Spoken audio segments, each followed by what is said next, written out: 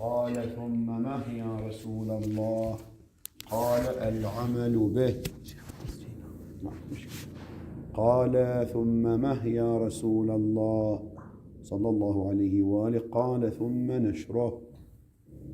الملاحظ أن كل واحد منا عندما جاء إلى هذه البلدة العظيمة قم المقدسة أخذ كرسيا في هذه الحوزة العظيمة، في هذه الحوزة الشريفة، وكم من شخص نعرفه وتعرفونه يرجو يتمنى أن يكون له مقعد وقدم في هذه الحوزة العظيمة، في هذه البلدة الشريفة، أن يغترب ويأتي لطلب العلم ويتفقه في الدين.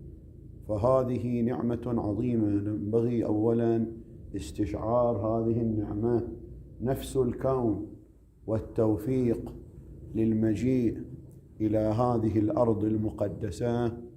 وعليكم السلام ورحمة الله. وأن الإنسان أخذه الله وأخذ بيده ووفقه أن أوصله إلى هذا المكان، هذه نعمة في حد ذاتها، نعمة يغبطكم عليها كثيرون. ونعرف أشخاص وأصدقاء وزملاء وتعرفون كثير ممن يريد أن يأتي إلى قوم لكي يطلب العلم سنة سنتين وما لكن لا يتوفق بسبب وآخر. فأولا ينبغي استشعار هذه النعمة، الشكر لهذه النعمة، أن الإنسان يدعو إلى أنه الله لا يسلب منه هذه النعمة، وأن يرزقه كمال النعمة. أصل المجيء نعمة، ولكن النعمة على تعبيراتهم لها درجات، يسأل الله أنه يعطيه كمال النعمة. فينبغي على كل واحد منا أن يستشعر هذه الحالة، وهذه الحالة قد لا يستشعرها الإنسان إلا بعد الفقد. إذا تسأل أي شخص عاش في قوم وبعد ذلك لسبب أو آخر سافر أو صارت عنده ظروف، ما هي الحسرة العظيمة الذي إذا جلست معه تتكلم بحسرة عظيمة، يعني يريد أن يقدم كل الغالي والنفيس لكي يرجع أيام إلى هذه الأرض المقدسة، إلى قوم، إلى طلب العلم. فأولا ينبغي الاستشعار لهذه النعمة.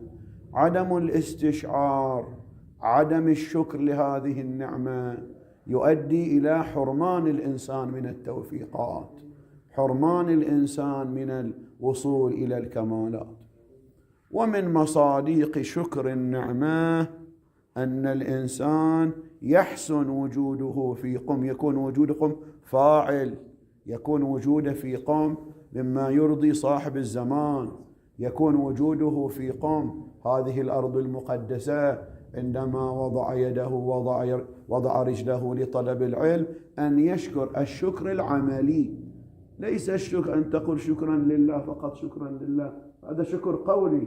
نحتاج إلى شكر عملي. من يقول شكرا لله ولكن لا يبذل أسباب التوفيق لطلب العلم، لا يبذل ما هو ما ينبغي على طالب العلم، هذا قد يكون والعياذ بالله نحو استهزاء، نحو سخرية، نحو لا مبالاة قد توجب الإنسان بل سلب التوفيقات.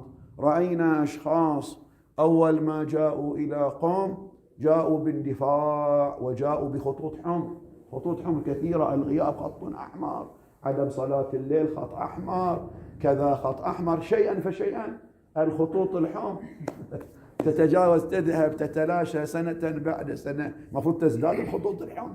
الآن لا تنفتح الخطوط الحمر، تنفتح بسبب الحرمان، نوع من لعله من الحرمان، من الخذلان، حالة اللامبالاة. فنحن نريد أنه نتأمل في هذه النقطة، الشكر العملي.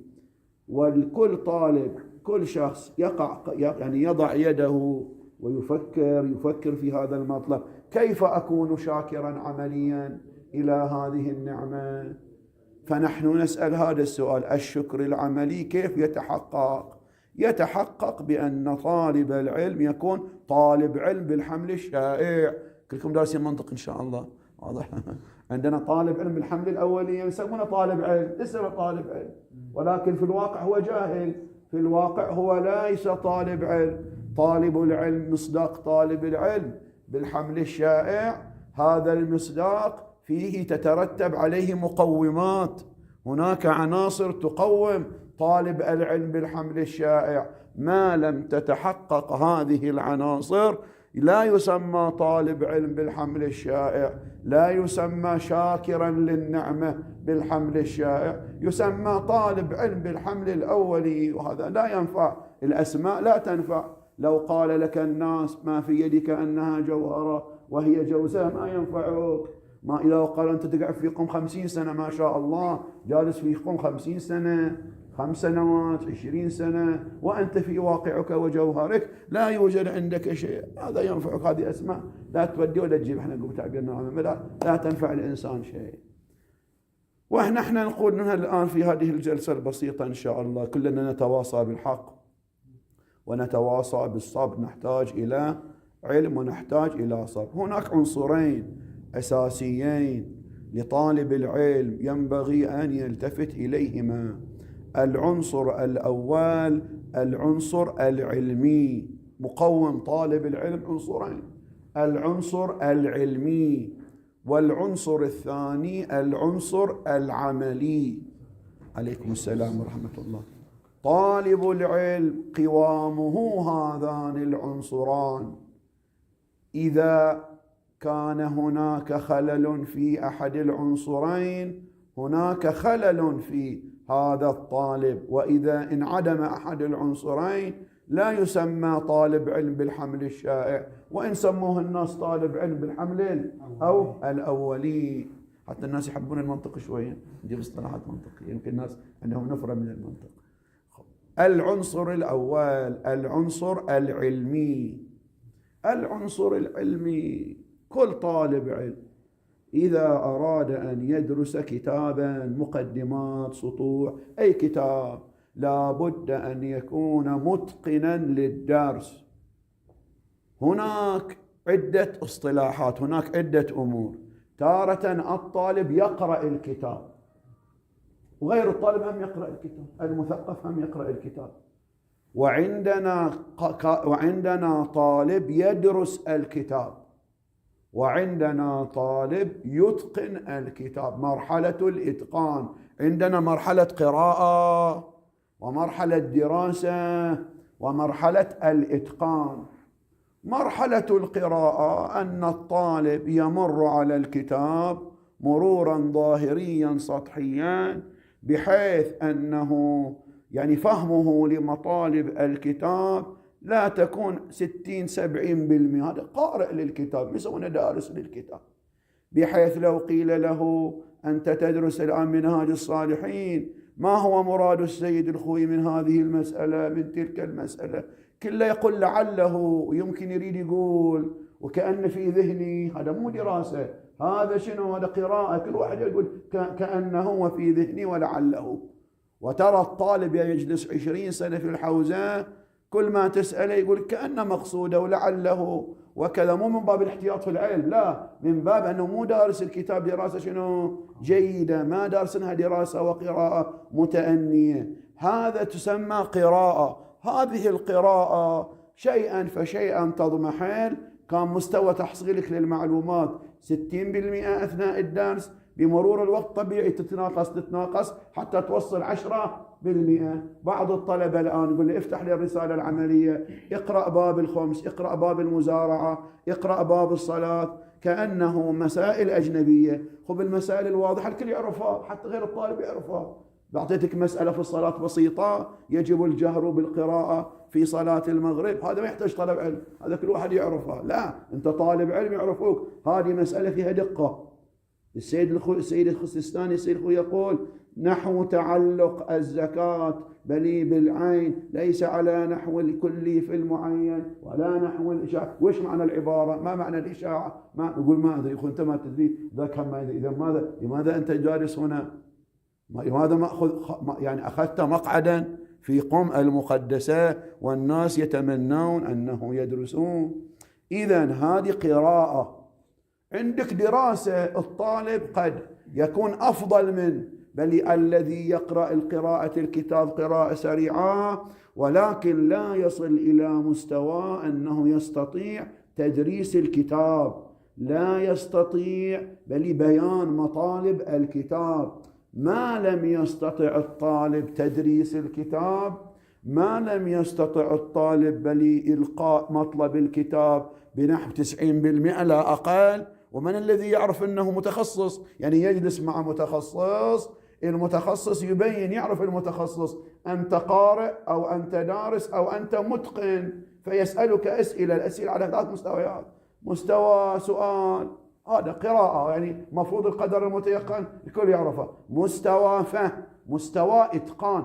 احنا ندري طالب العلم يحتاج إلى مرحلة الإتقان في الكتاب، يعني يحاول أن يبذل الجهد في دراسة الكتاب بنحو، خلي عندك هذا المشروع، بنحو تستطيع تدريسه، تستطيع بيانه، تستطيع أنك تنقله للآخرين بشكل متقن. هذه مرحلة هي المهمة، وهذه مرحلة قليل من الطلبة من خلال الحياة في الحوزة، قليل من الطلبة يصل إلى درجة إتقان الكتاب بنحو يستطيع بعد انتهاء الكتاب أن يدرس الكتاب ويوصل معلوماته ولو بمقدار 90%، قول 85%. عامة الطلبة 60%، 70%. ليش؟ هناك خلل. فهذا يجرنا لسؤال ثاني: إذا كان المطلوب هو إتقان الكتاب، كيف أتقن الكتاب؟ إن شاء الله ما تسأل أسئلة، إن شاء الله تتسلسل. كيف أتقن الكتاب؟ لاحظوا شيخنا، طالب العلم إذا دخل الحوزة، أنا أشبه واحد رامين، ما بخوفكم يعني، واحد شخص أخذوه ورموه في المحيط الأطلسي، يقول له اسبح، ما يقدر يسبح بروحه، يحتاج إلى مرشد تعليمي. وكل ما أنت تدخل في الحوزة أكثر، تدرس الحوزة أكثر، تعيش في الحوزة أكثر، تكتشف الحاجة إلى شنو؟ الحاجة إلى مرشد تعليمي يأخذ بالطالب إلى شنو؟ إلى البر الأمان، إلى الطريق الصحيح. قد يكون الطالب عنده طاقة كبيرة، عنده ذهنية عالية، عنده ذكاء خارق، ولكن هذا الذكاء الخارق ما لم يوجد شخص يقوده شنو؟ يضيع، هذا يموت. وقد لا تزيده سرعة المشي إلا بعدا، مثل البترول، سيارة فيها بترول كثير مش سريع، لكنه إذا الخط مو صح، إذا الطريق مو صح، فإنه يعيش الغواية. دخلنا الحوزة ودخلوا الحوزة، وأستاذنا نقل يقول بأنه شيخ التبريزي رحمة الله عليه، يقول أنا دخلت وعندي أقران، كل واحد عقب فترة يشوف أقرانه وين وصلوا، عنده أقران كانوا أقران يقول أذكى مني، عندي أقران أذكى مني، أذكياء، وكانوا يدرسون معي وكانوا هم أفضل ويشرحون لي بعض المطالب. ولكن بعد مرور السنين 25 30 40 سنة، وين هؤلاء؟ لم يصلوا إلى شيء. وذاك وصل، صار شيخ التبريزي، صار فقيه من فقهاء الكبار للطائفة. شنو السبب؟ ليست سبب عنصر الذكاء، ليس السبب عنصر يعني أنه هذا عنده ذكاء انتهى، لا، المنهجية في الدرس، طريقة التعامل في الدراسة، كيف يدرس الكتاب، كم وكيف يأخذ. هذه إذا ما تكون واضحة عند الطالب، قد يعيش الطالب سنوات وسنوات ولا يلتفت إلى نفسه إلا بعد 15 سنة، وهو أنه يقول يا ليتني أرجع وأنا مشتبه وأنا كذا. بعد صعب الرجوع، بعد خل أيام الليل والنهار يأكلان منك يأخذان منك فخذ منهما، لا تنتظر أنه إن شاء الله في المستقبل أصلح، اللي يخطأ صعب التصليح. فالآن أنتم في بداية طريقكم للطلب الحوزة، للدراسة الحوزوية، اهتموا بالبحث عن المرشد التعليمي. هذا مرشد تعليمي هم عندنا حمل أول وحمل شائع. وإذا عندي مرشد تعليمي عالم الفلاني، هو ما يعرف اصلا، ويروح له في السنتين في الشهر مره، الى شاطر في الشهر مره، ذاك لا يعرف عن برنامج الدراسي شيء، ولا يعرف مستوى الطالب، ولا يعرف ماذا يدرس. هذا مرشد تعليمي بالحمل الاول، هذا لا يغني ولا يسمن من جوع، فائدته فائده قليله، يعني ما بعدم الفائده، بس فائده قليله. هذا مو مرشد تعليمي. من هو مرشد التعليمي؟ فلان الفاضي، زين، تجلس معه، تطرح له المطالب، يعرف درسك، يعرف ما في ذهنك، يعرف أنت كيف تدرس. لا، هذا مو مرشد تعليمي، هذا اسمه مرشد تعليمي.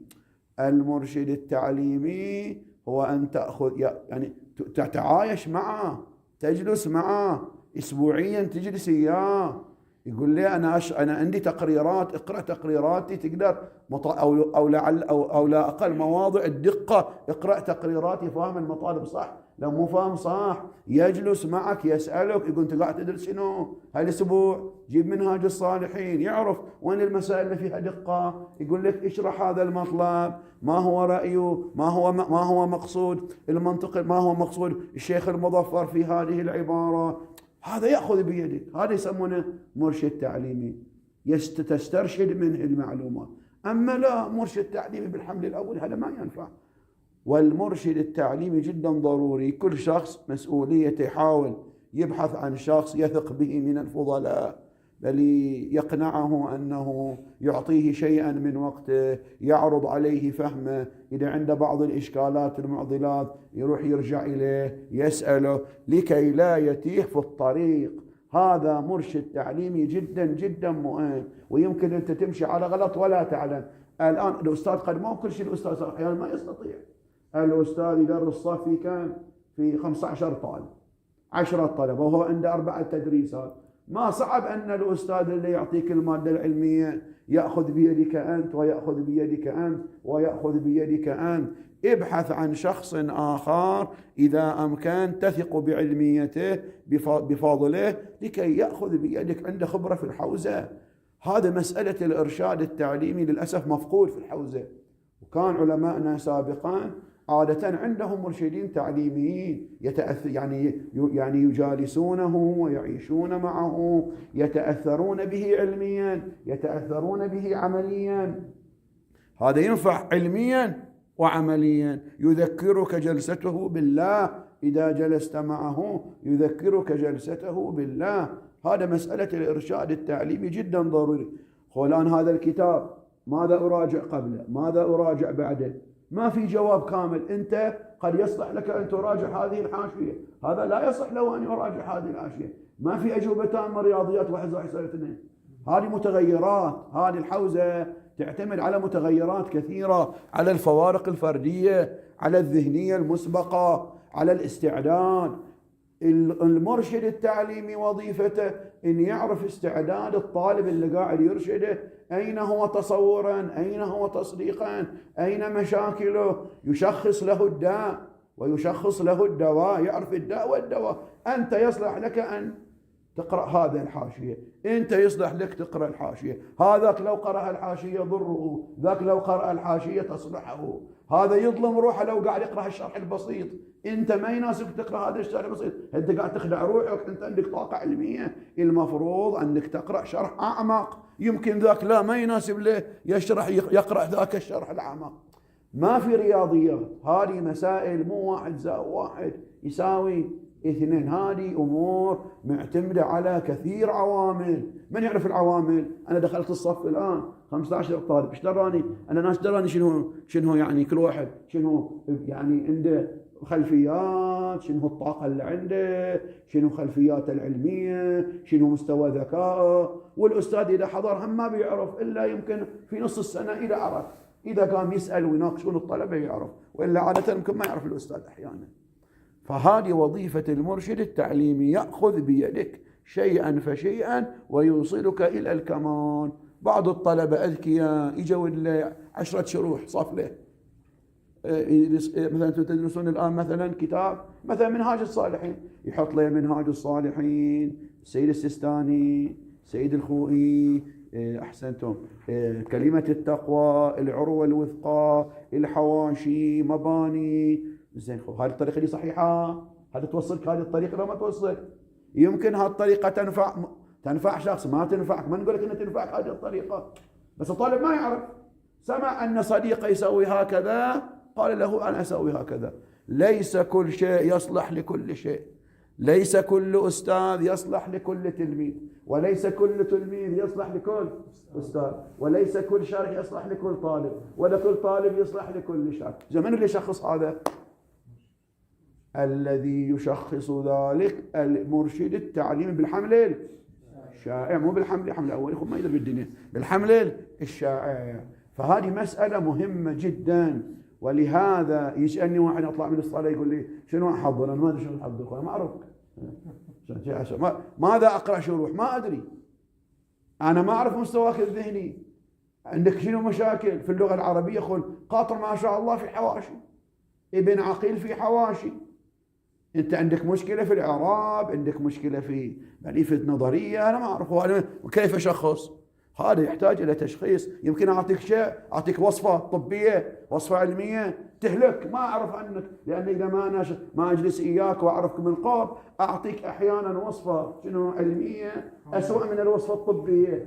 الوصفة الطبية صغيرة تخلي 5 أيام، هي تهلك درسك كامل، تهلك درسك كامل.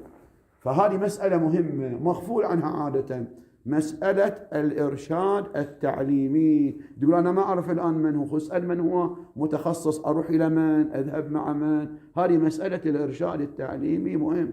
وأهم عامل لكي تكون متقنا، نحن كان بحثنا كيف تكون متقنا في الدرس. أهم عامل لكي تكون متقن في الدرس الحوزوي أولا وجود مرشد يختصر لك الطريق. هذا المرشد التعليمي يختصر لك الطريق كثيرا وكثيرا وكثيرا. في أشياء عامة يمكن أن ذكرتها في ما أدري كان بعض الإخوان موجودين أو لا، ذكرناها في بعض السنوات في الحوزة هنا في محاضرة. هناك أبجديات واضحة. لا، هناك وظيفة للطالب قبل الدرس، وظيفة للطالب أثناء الدرس، وظيفة للطالب بعد الدرس. إذا استطاع أن يقوم بهذه الوظائف يرجى له أن يكون متقنا. بعبيد الله أنا ما أدري بعد، يرجى له أن يكون متقنا. الإنسان عليه أن يسعى بالأسباب. اختصارا هذا نصعت محاضرة كامل فيها. وظيفة قبل الدرس، ماذا أفعل قبل الدرس؟ خذ درس الحوزوي مو مثل الدرس الأكاديمي، مو مثل دراستنا في الأكاديمية حتى في الجامعة. ما عندنا احنا في الدراسة الأكاديمية والجامعة تحضير قبل الدرس، عادة ما عندنا هذا موجود. شيخنا في الجامعة واحنا درسنا جامعة ما حد يحضر قبل الدرس، زين عقب الدرس نقرأ كتاب. ما في تحضير قبل الدرس. أما الحوزة من خصائصها المهمة تحضير الطالب الجيد قبل الدرس. لا بد من تحضير جيد. ومعنى التحضير الجيد مو القراءة، مو قراءة سطحية، أقعد أنا الليل باقي أنا أنام نص ساعة ساعتين، إن شاء الله ساعتين زين، خب نص ساعة، خب نص ساعة مو زين، نص ساعة أقرأ الله هذه مو فاهمنا، بكرة إن شاء الله الأستاذ يبينها، بكرة إن شاء الله، بكرة يلا نص ربع ساعة خلص. هذا مو تحضير، هذا ضياع وقت. تحضير، أستاذنا كان أساتذتنا يقولون لنا حضر الدرس بنحوين تستطيع إلقاءه. لو الأستاذ قال لك يلا قوم أنت اليوم شيخنا إلقي الدرس للطلبة، حضر المطلب، استفرغ الوسع. من تعب وصل. طبيعي أول ما بتقرأ قطعا ما بتتضح لك كل شيء، لكن شيئا فشيئا. من مشى وصل، اللي يقول الطريق بعيد وما يمشي لن يتحرك، لن يقطع المسافة.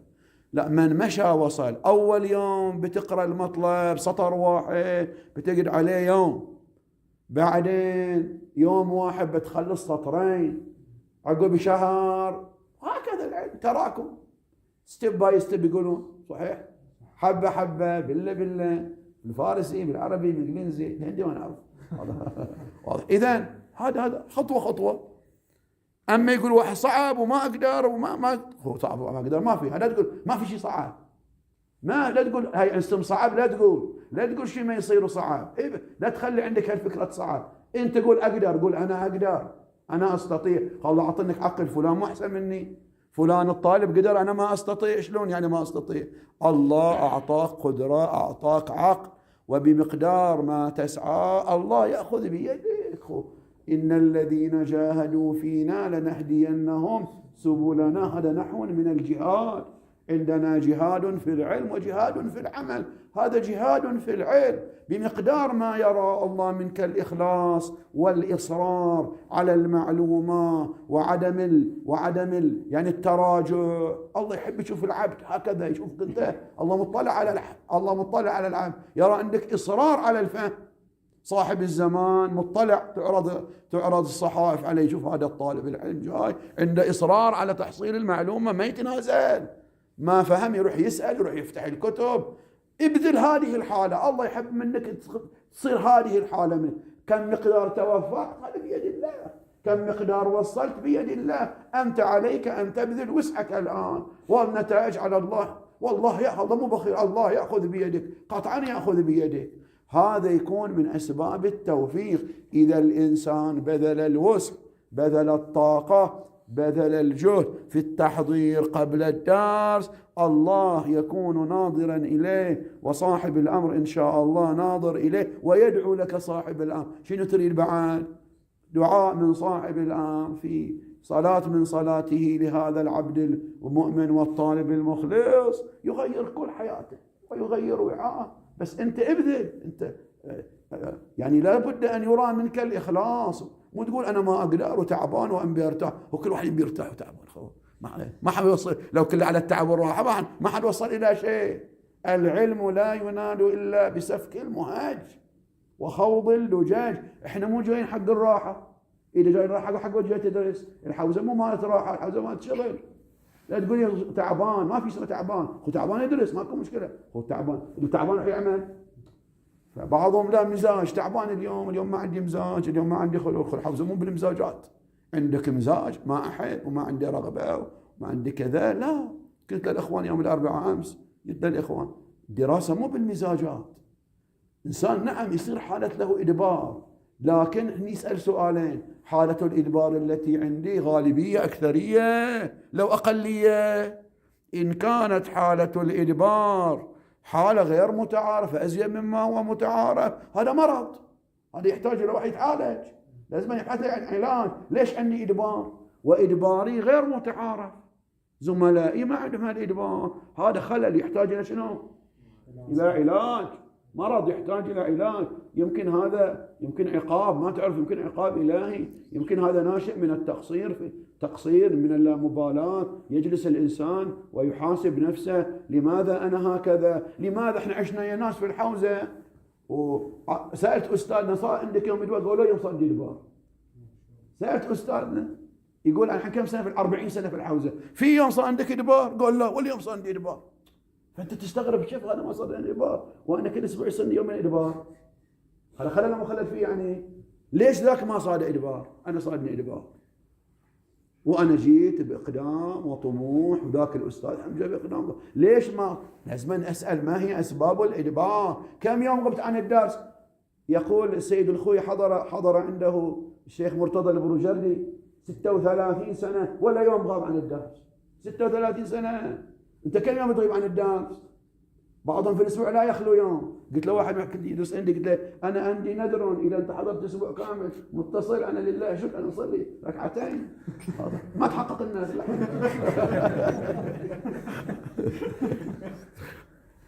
شيخنا الحين اللي عنده حالة إدبار مستمرة اللي ذكرتوها، هذا شلون نوصل إلى؟ بعد هذا يحتاج احنا هذا حالة إدبار يشوف ايش أسباب. المرشد التعليمي يقعد إياه، مرشد صحي بعد يحتاج بعد ما أدري. شوف شنو سبب الإدبار. من تذوق العلم لا يدبر. اللي يذوق العلم شيخنا يصير عنده لذة العلم، شوق العلم، يسرق الوقت. إن بيقول دقيقة أنا أسرقها.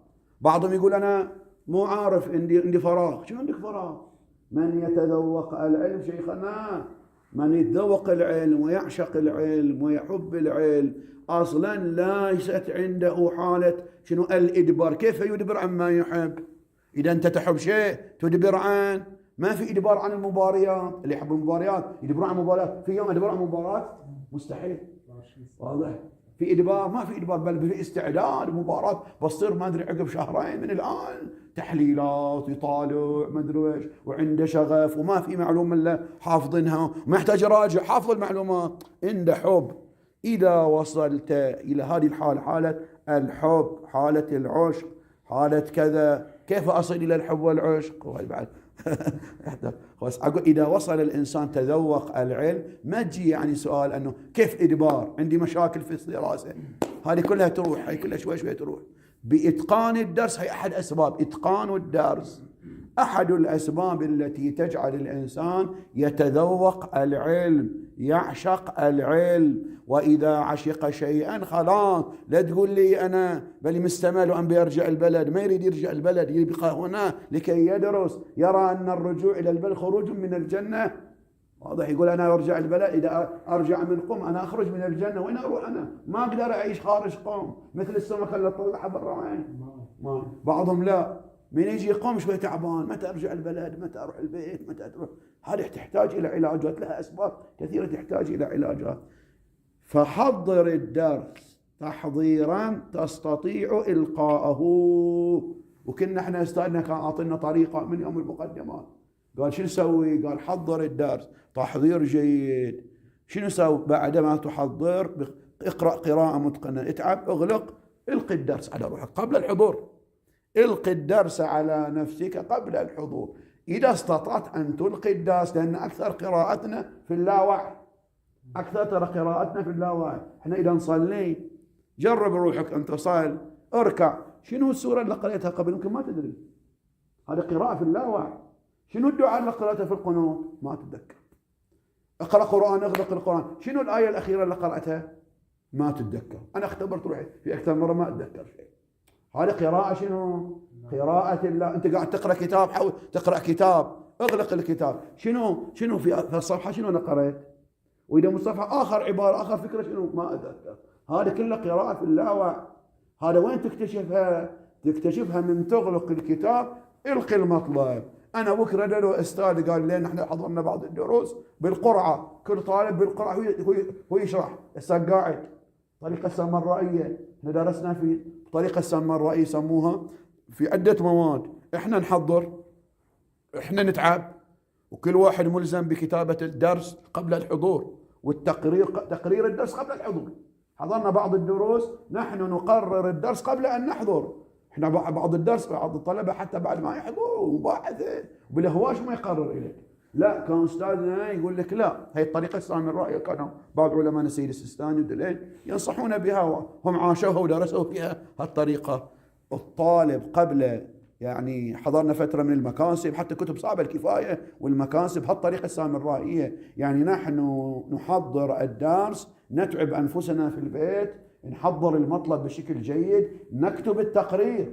الأستاذ يقول لك أنت اليوم كل واحد يسلم تقريراته، ما اليوم ما درس المطلب، سلم التقريرات الآن حتى تشتغل، تعتمد على روحك.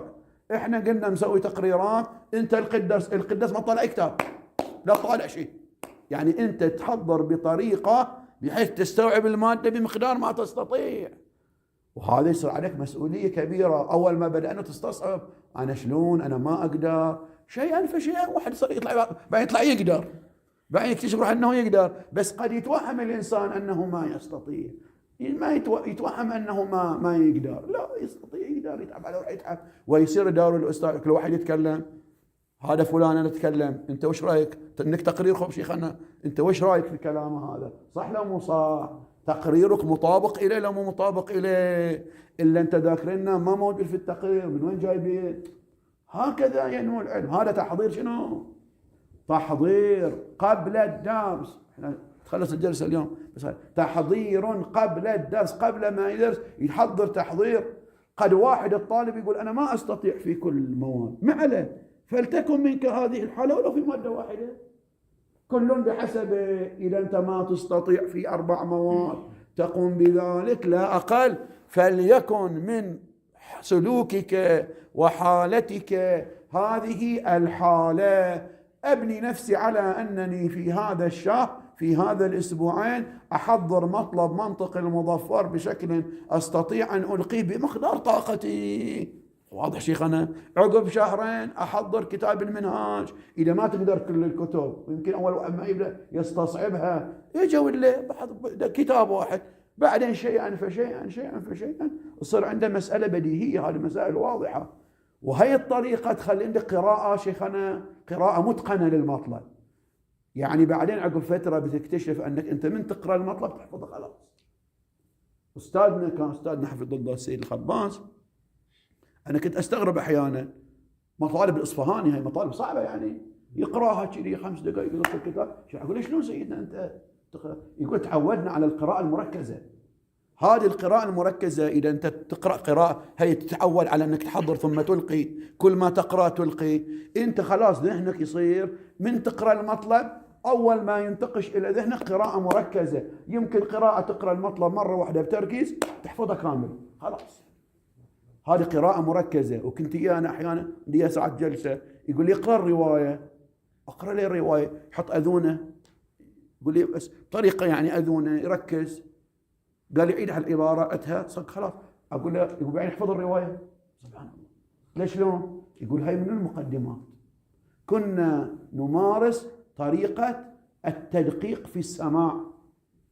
أول العلم الإنصات، ما قلنا الرواية، النبي أول العلم شنو؟ الإنصات، بعدين الحفظ. ما يمكن حفظ بدون إنصات. فأول إنصات جيد. أنت بعدين تتعود من تقرأ الكتاب بطريقة معينة. أول قراءة في اللاوعي. اللي يقرأ المطلب شيخنا وما قراءة مو متعود على القراءة المتقنة بحيث أنه يقرأ بتركيز ويلقي المعلومات، هذا أكثر القراءة اللاوعي كله يتبخر.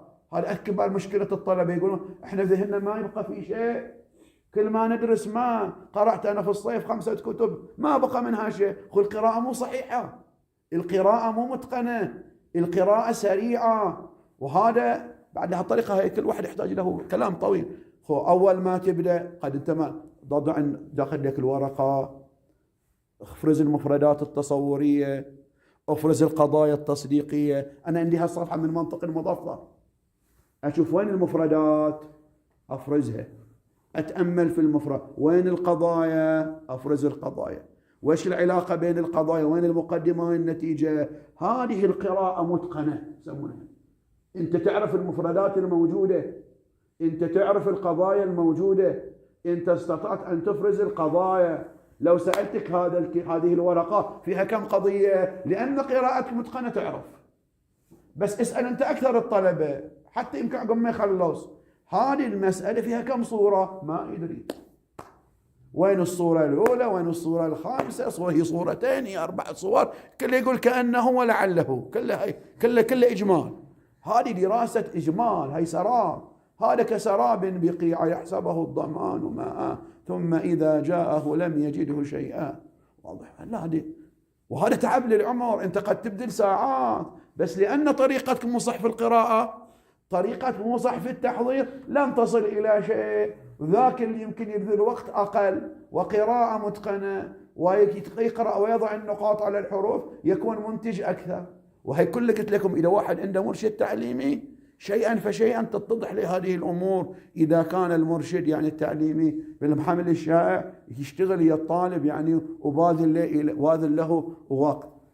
فأنت حضر الدرس يا شيخنا الجليل بطريقة بمقدار الوسط تستطيع إلقاء المطلب. لا تقول بكرة بيجي هذا المطلب، الآن أنت افحص، أنت الآن ابحث. ما شاء الله وسائل البحث الآن كثيرة، كل واحد عنده كمبيوتر وعنده برامج، مسألة سهلت شيئا فشيئا تسهل. ما هو عذرك؟ قبل ما عندهم هاي البرامج، الآن ما هو عذر الطالب؟ قل عذره، الحجة صارت أشد والحجة عليه آكد. أما واحد يقعد قبل نايم ومو محضر الدروس ويجي كأنه داخل سوق سمك، واضح؟ وإيش بيقول الأستاذ ما يدري وش المطلب مال اليوم.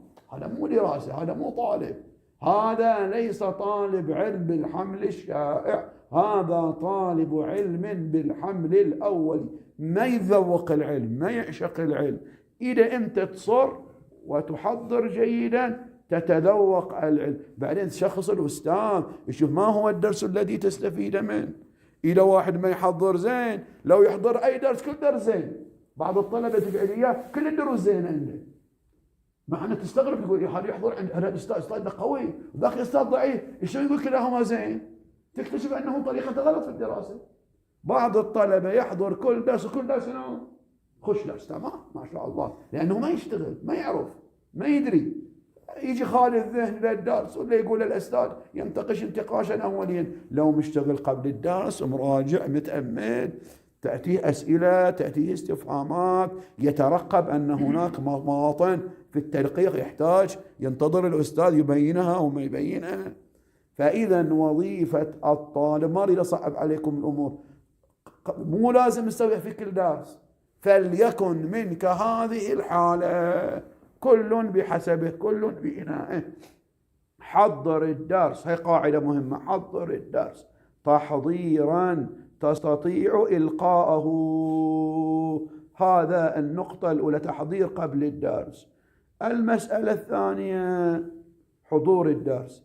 كيف تحضر الدرس؟ ما هي وظيفتك؟ وتحضر الدرس ما يصير تحضر الدرس وأنت قلبك خارج الدرس. هذا أول أشياء، أول سبب من أسباب شنو؟ الإحباط في العلم.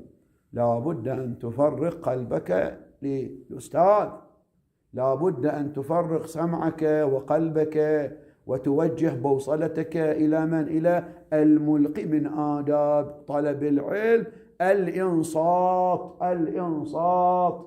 بعض الطلبة يجي وباله مو في الدرس، سامع لي كاسيتات، سامع لي أشياء ويفكر في الكاسيت كله الصح، كلش وظيفته يسوي إسقاطات. اللي يقول الأستاذ يطابق الكاسيت أو ما يطابق، إن طابق الكاسيت فهو صحيح، إن لم يطابق الكاسيت فهو ليس بصحيح. هذا خلاف آداب الدرس. وظيفة الطالب في الدرس حسن الإنصات ظاهرا وباطنا، مو بس ظاهرا، باطنا. قلبك في الدرس، عقلك في الدرس. بعد إذا أنت حضرت الدرس انسى بيتنا، انسى المشاكل، انسى عندي هموم، انسى عندي مشاكل، انسى. حاول أنك تجرد نفسك في أنك الآن خلاص هذه اهتمامك الدرس. وظيفتك الفعلية الآن شنو؟ وظيفتك فعلية الآن هو أنك تسمع كلام الأستاذ جيدا. إذا سمعت كلام الأستاذ ما يقوله الأستاذ شيخنا قسم منه يطابق ما حضرت، وقسم منه لا يطابق ما حضرت، وقسم منه أصلا أنا ما مر علي في التحضير، أول مرة أسمع هذا الكلام في التحضير، فأفرز المعلومات، يكون إنصاتي إنصات جيد. لو قالوا لك أنت طلعت من الدرس شنو قال الأستاذ اليوم؟ اسألوا هالسؤال الطلبة، 4-5 طلبة يخرجون وش قال الأستاذ؟ كل واحد يقول حكاية، ذاك يقول شرح المطلب بهالطريقة، وهذا يقول، وبعدين لكلهم اللي قالوا اللي في ذهنهم مو كلام الأستاذ. وهذه مشكلة إلى الخارج، إلى بحث الخارج. كثير من الطلبة اللي يحضرون ما يعرفوا شو يقول الأستاذ أصلا. ليش؟ لأنه أحيانا يسمع كاسيتات، يقرأ من هنا وهناك، عنده تصورات مسبقة، بس وظيفته في الدرس الإسقاطات. هذا إنصات مو حسن. الطالب يعرف أنه هذا قاعد قرر لي كلام الأستاذ بغض النظر صح لو غلط. وش قال الأستاذ؟ أنت الآن ما تتوافق إياه ما يهمني. الآن ماذا قال الأستاذ اليوم في عندما بحث النسب الأربع؟ ما هو المقسم للنسب الأربع؟ شنو قال؟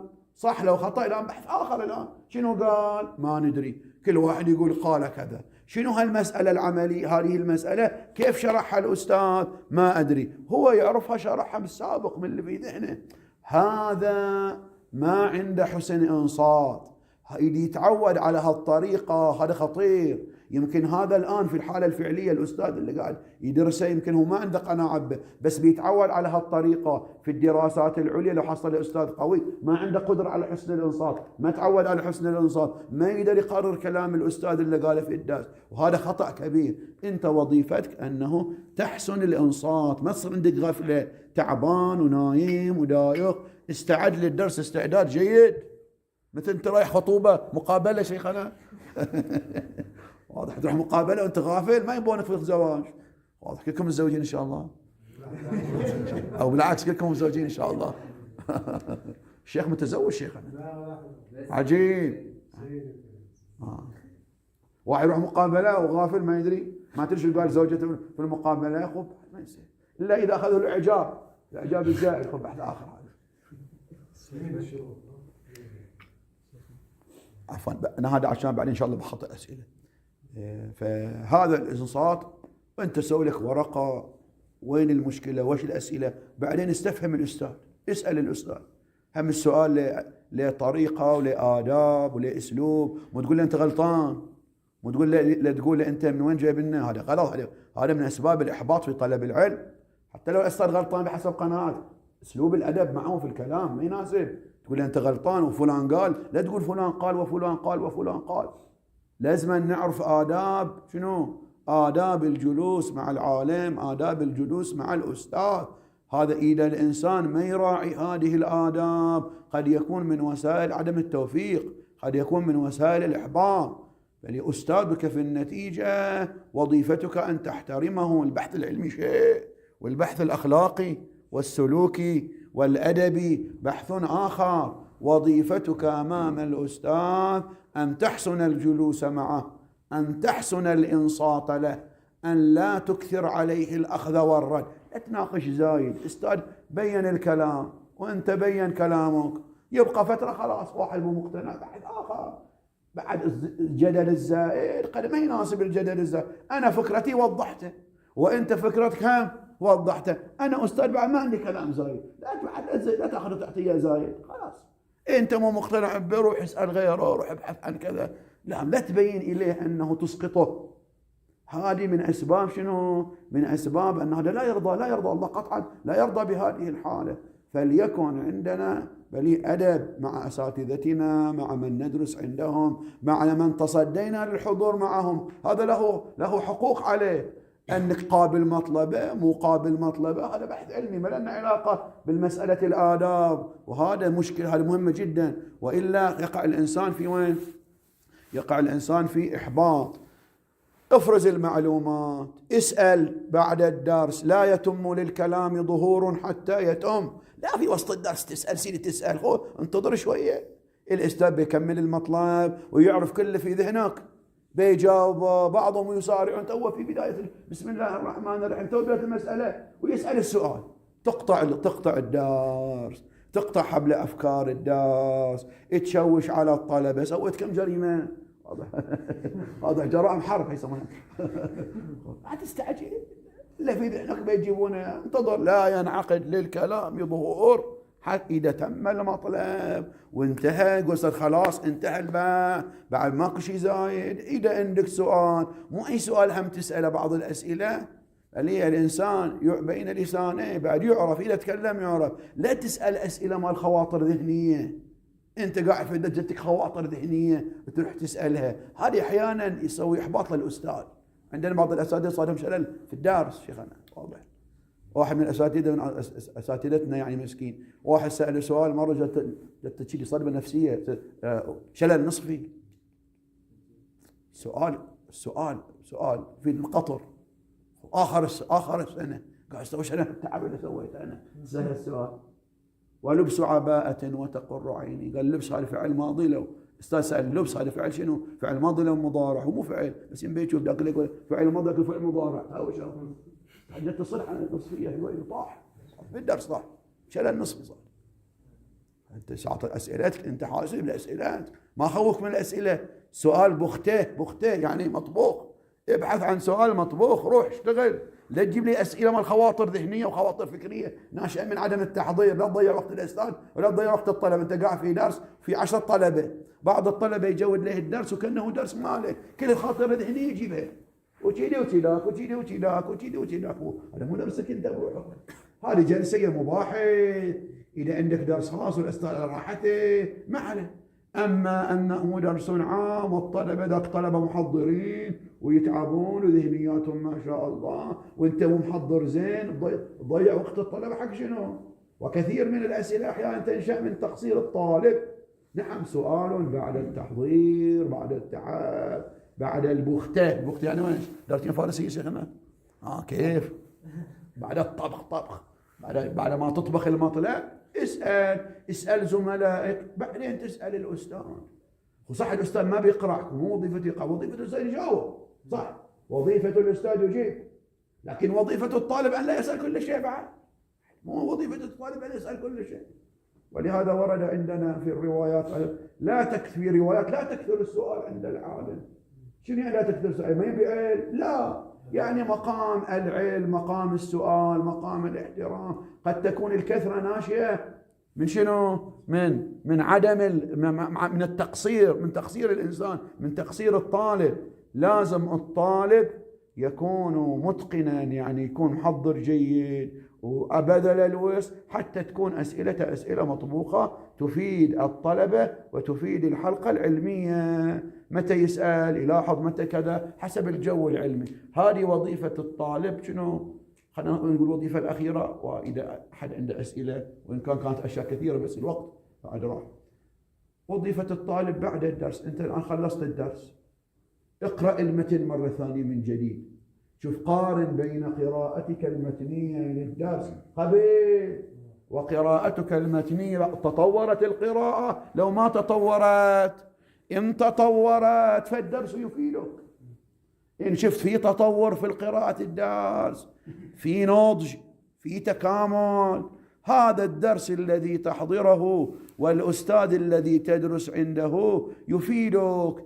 إذا شفت بعد بذل الوسع بهذه الخطوات ما صار يعني 10%، 5%، يعني درجة مو محرزة، هذا الدرس قد لا ينفعك، هذا الدرس قد لا يفيدك. لا لقصور في الأستاذ، قد يكون لأجل أنه الدرس الذي تحضره فيه فوارق فردية عديدة، والأستاذ لا يستطيع أنه بل يراعي يمكن الطبقة العالية فيأخذ بالطبقة المتوسطة. ولهذا قلنا مو كل درس يصلح لكل طالب، ولا كل أستاذ يصلح لكل طالب، ولا كل طالب يصلح لكل أستاذ. واضح؟ فهذا أنت شوف زين، هاي قارن قبل وبعد، في نضج لو ما في نضج. وبعد ذلك تأتي المباحثة، يرجع إلى التقرير اللي كتبه. إذا ما كتب تقرير يسوي تقرير، يعرض تقريره على الأساتذة، على الفضلاء، على أستاذه أو غير أستاذه، يقول له هاي المطلب تام لو مو تام، تقرير صح لو مو صح، أو قرر كل شيء. أنا محاضرة كانت موجودة عند الأخوان، يمكن تسجيلات موجودة، طريقة التقرير، أسلوب التقرير، يعني هل يقرر كل شيء، المباحثة شلون، هل يباحث كل شيء. المهم هذه خطوات مجملة تحتاج إلى جلسات تفصيلية. يرجى أن الشخص بعد إعمالها وبذل جهده أن يصل إلى درجة الإتقان شيئا فشيئا، فيتحقق العنصر الأول من عناصر الطالب، وهو شنو؟ وهو العنصر العلمي. العنصر العلمي هذا في وجد كلام شيخنا. يعني الآن الفقه كيف يدرس، الرسالة العملية كيف تدرس، ما هو المطلوب من الطالب في دراسة الرسالة العملية. هذه أسئلة كثيرة تحتاج إلى جلسات، تحتاج إلى أجوبة. كيف أدرس الرسالة العملية؟ أراجع الاستفتاءات، ينبغي مراجعة الاستفتاءات، أراجع المسائل الابتلائية، أستطيع أن أجيب على المسائل الابتلائية. في بعض أبواب الفقه تحتاج إلى كتب، في أبحاث الخمس، في أحكام الدماء، في أحكام صلاة المسافر. الدراسة الظاهرية للرسالة ما تغني، تحتاج إلى كتب تدعم الطالب. بعد هذه تفصيلات. في اللغة يحتاج إلى تطبيقات، في الأصول نحتاج إلى بحث تطبيقي. بعد تبقى تفصيلات في كل كتاب. هذه عموميات عامة. العموميات العامة هذه عامة في كل كتاب. التحضير المتقن، استفراغ الوسع، بذل الجهد، بذل الطاقة، محاولة إلقاء الدرس قبل الحضور، بل عندي استعداد للمعلومات، أحضر الدرس حضور جيد، ما أغيب عن الدرس، بل أبذل جهدي للدرس. هذه حالة.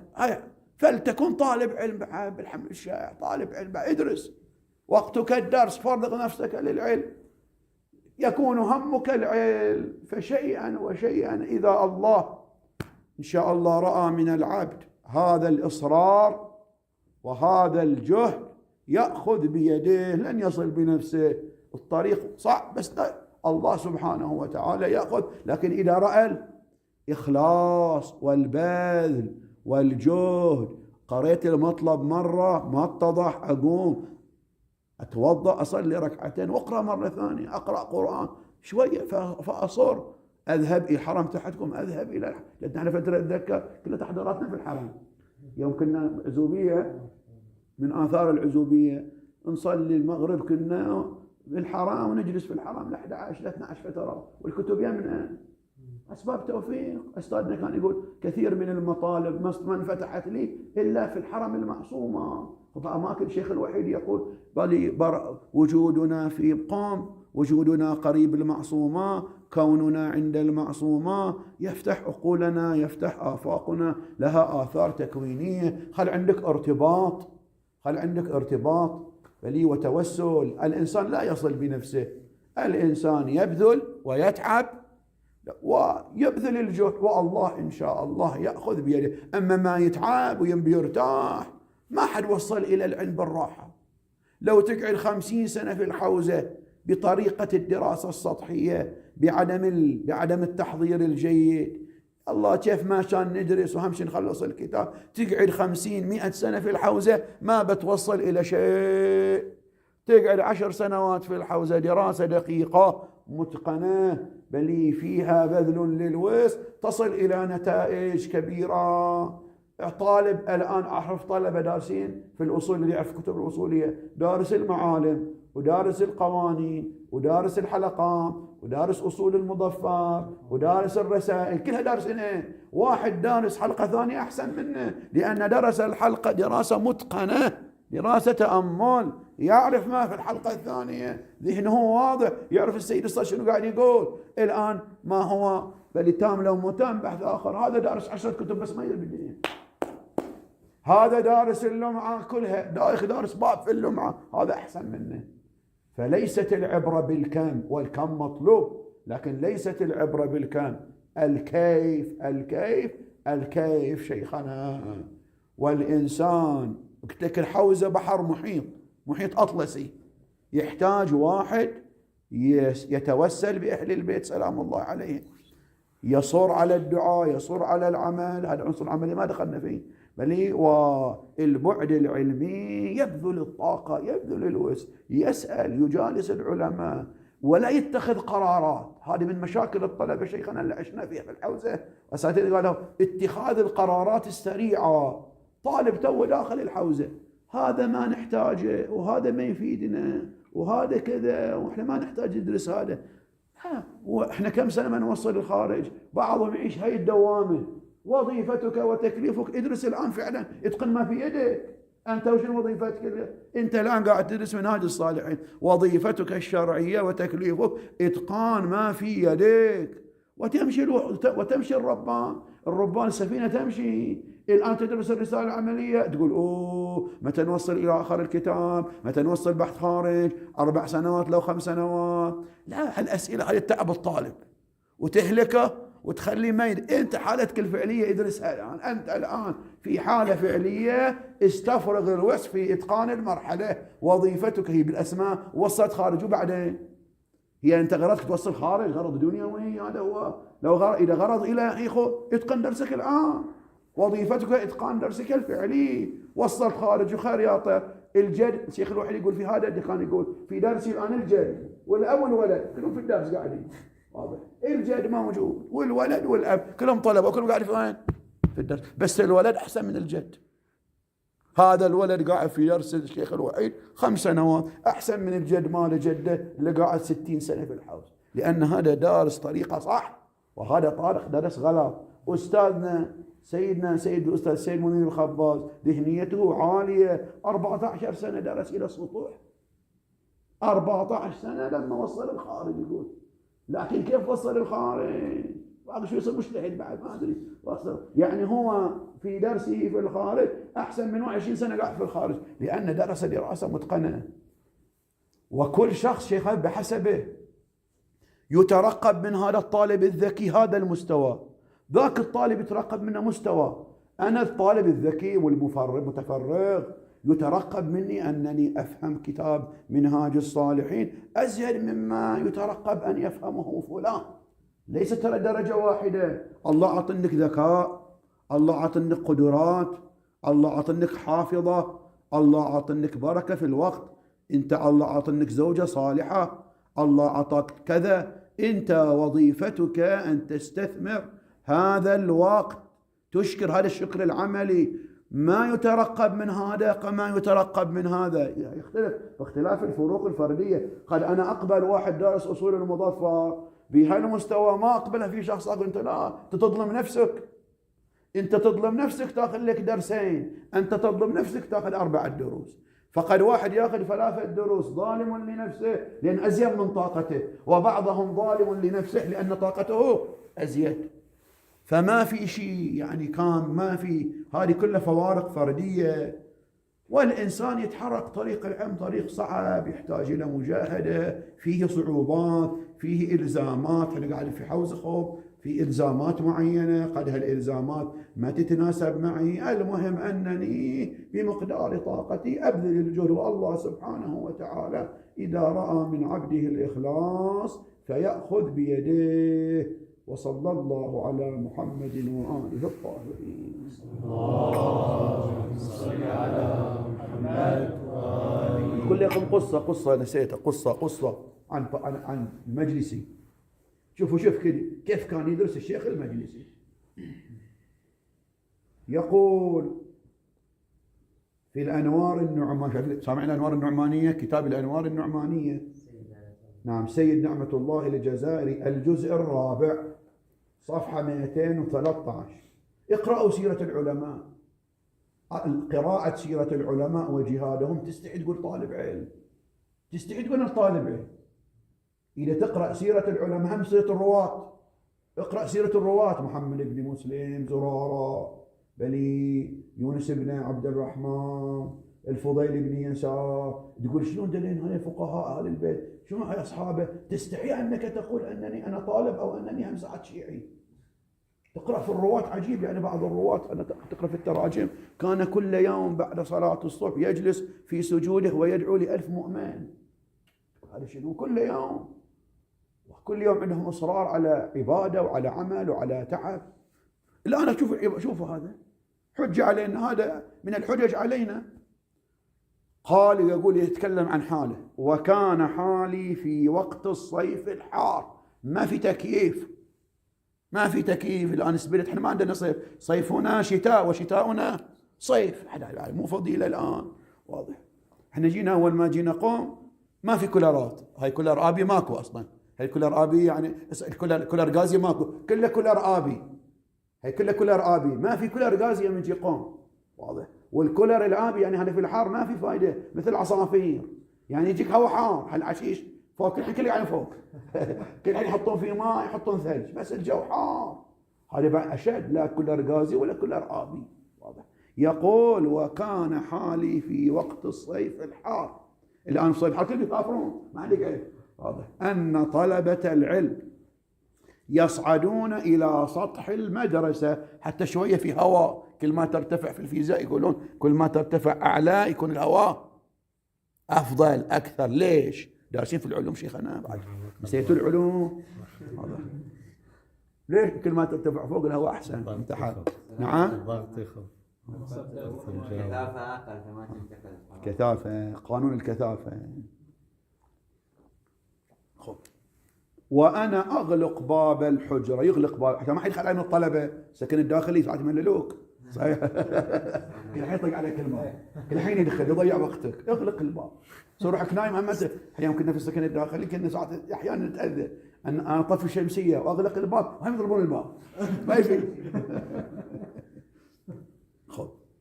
وأنا أغلق باب الحجرة وأشرع في المطالعة والحواشي وتصحيح الدرس إلى أن يناجي المؤذن قريب وقت الصبح.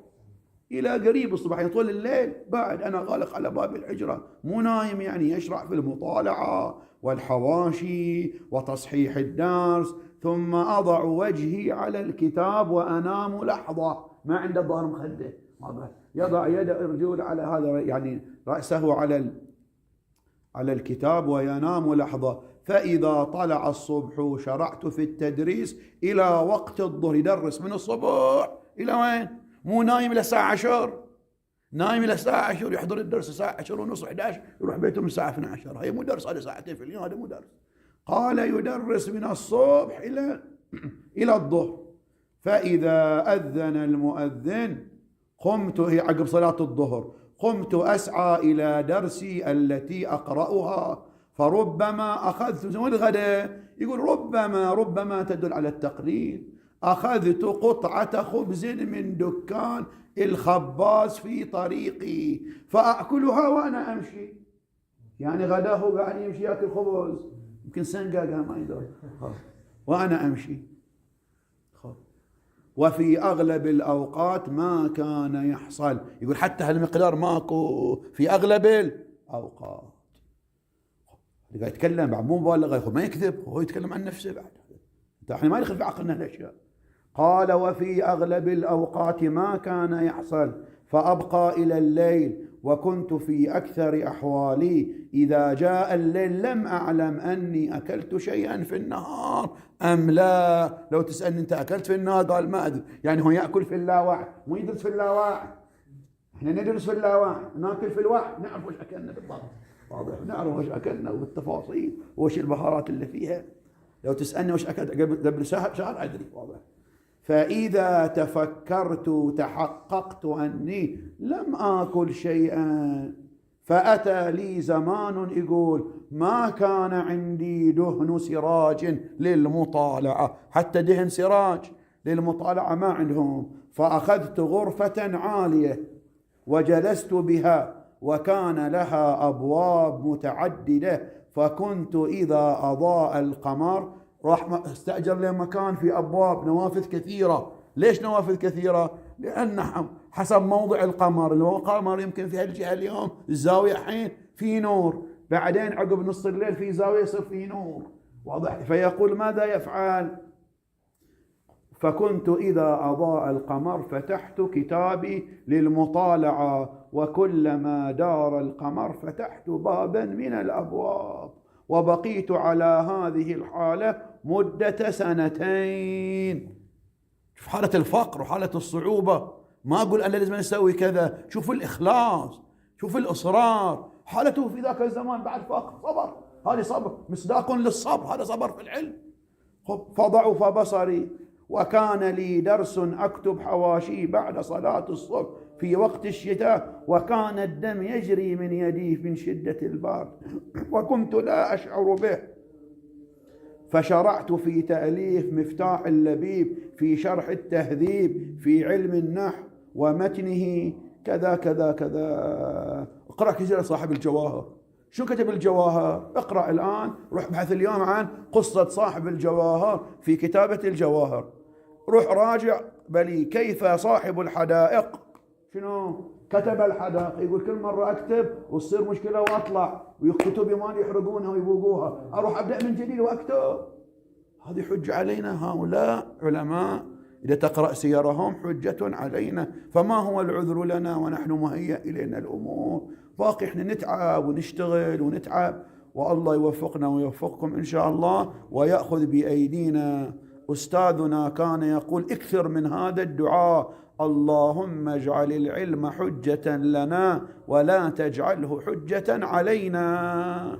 احنا جئنا إلى قوم وإن شاء الله نياتنا صادقة وقلوبنا صادقة. نسأل، نحن ضعاف، نحن إنسان ضعيف، يسأل الله أن يأخذ بيده ينور يوصله إلى الطريق الصحيح. وفقنا الله وإياكم للعلم والعمل الصالح، وأن يجعل أحسن أعمالنا خواتمها. وصلى الله على محمد وآله الطاهرين. واعذرونا على التجاسر، ولكن